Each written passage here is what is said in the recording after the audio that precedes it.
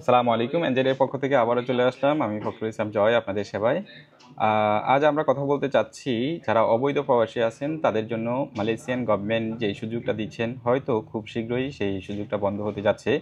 সেহেতু আমরা সবাই চেষ্টা করব, যারা অবৈধ আছেন তারা হচ্ছে যে ডিসেম্বরের ভিতরেই যাতে চলে যাওয়া যায়।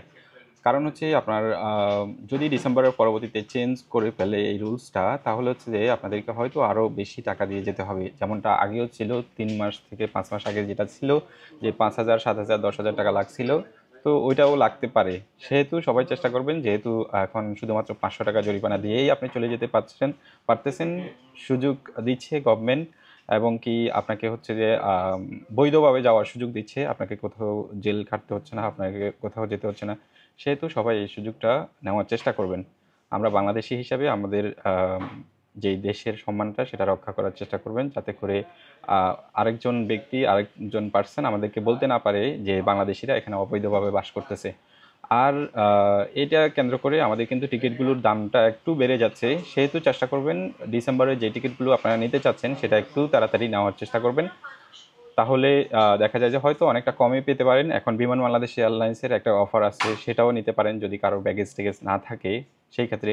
আর যদি ব্যাগেজ থেকে থাকে তাহলে হচ্ছে যে আপনারা ইউএস বাংলা কিংবা হচ্ছে যে মালিন্দো এয়ারলাইন্সেরও আমাদের এনজেডের পক্ষ থেকে অনেক ভালো একটা অফার আছে।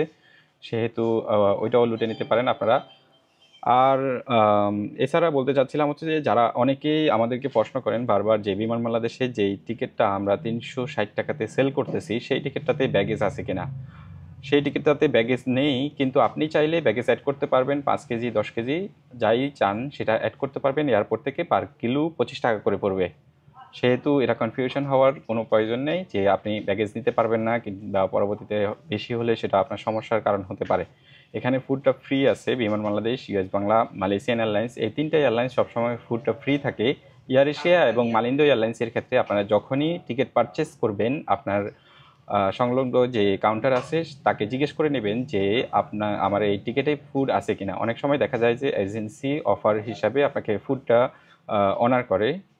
তো সেহেতু আপনারা চেষ্টা করবেন জেনে নেওয়ার। আর পরবর্তীতে একটা কনফিউশন তৈরি করার আগে, কাউন্টারের থেকে যদি টিকিট ক্রয় করেন কিংবা অনলাইনের মাধ্যমে যদি টিকিট ক্রয় করেন, আমাদের হচ্ছে যে 90% টিকিটগুলো হচ্ছে চেক করা যায়। অবশ্যই আপনার ডকুমেন্টসটা, আপনি একটা টিকিট কিনবেন 2,000 টাকা দিয়ে, 3,000 টাকা দিয়ে, 500 টাকা দিয়ে।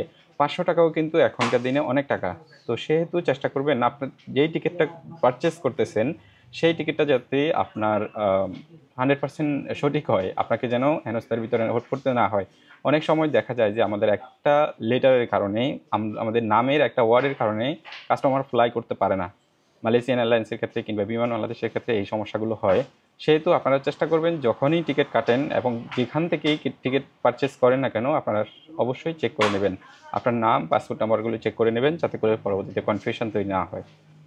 তো আজকে এখানেই শেষ করছি। সবাই দোয়া রাখবেন। আল্লাহ হাফেজ।